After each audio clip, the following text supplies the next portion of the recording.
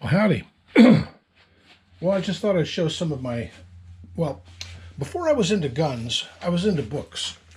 I used to collect really antique books, and I mean really antique books.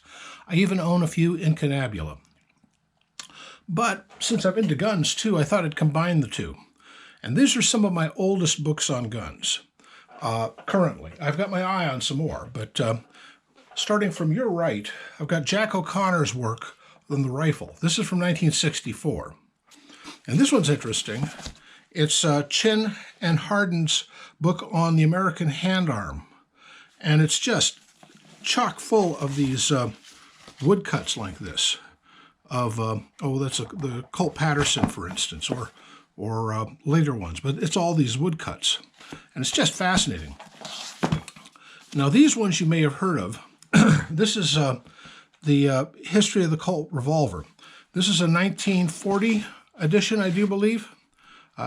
Haven and Belden, I guess is his name.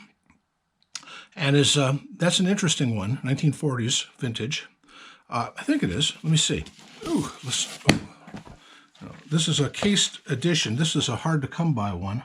19, does it say? It should say right here. Yeah, 1940. So, and it's got a Patterson on the cover too. Another one here. This one's kind of rare. Rifles the Rifles in America by Phil Sharp. Very rare. This is a 1938 edition, and it's hard to come by. But my real piece de la resistance is this. Greener's work on the gun, first edition, 19th century. And this is just epic, epic, epic stuff. Guns and rounds from well before the turn of the century. And it's just marvelous stuff in here.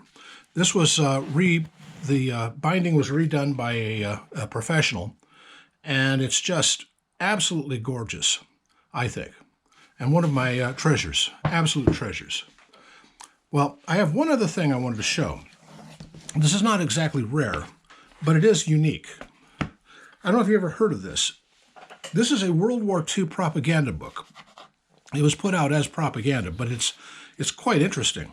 It's called Bullets by the Billions, and it's a photographic study of the making of the .45 Auto during World War II. Now, they were running out of brass for making copper jackets or making brass rounds, so instead they used mild steel. And they developed machines specifically to deal with mild steel. And this is a thing about how they made these things, what they fed they also made M1 carbine rounds, but and it just shows the machines and the people making it during World War II.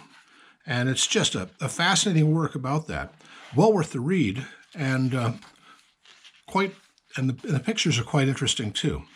But I find it's 1941, 42. I forget when it was published.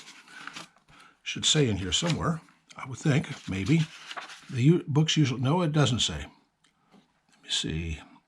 Probably for the wartime censors didn't want it. Oh, 1946. So this is after the war. Oh, so it's discussion after the war, but it's still propaganda. Anyway, this is a discussion more on books about guns than guns themselves. I like to go to the original source where possible. And when I can't find these, I find facsimiles of things like these, so I can find the original source. And if I can't find the original source, I find somebody who's been around a while and knows a heck of a lot about it.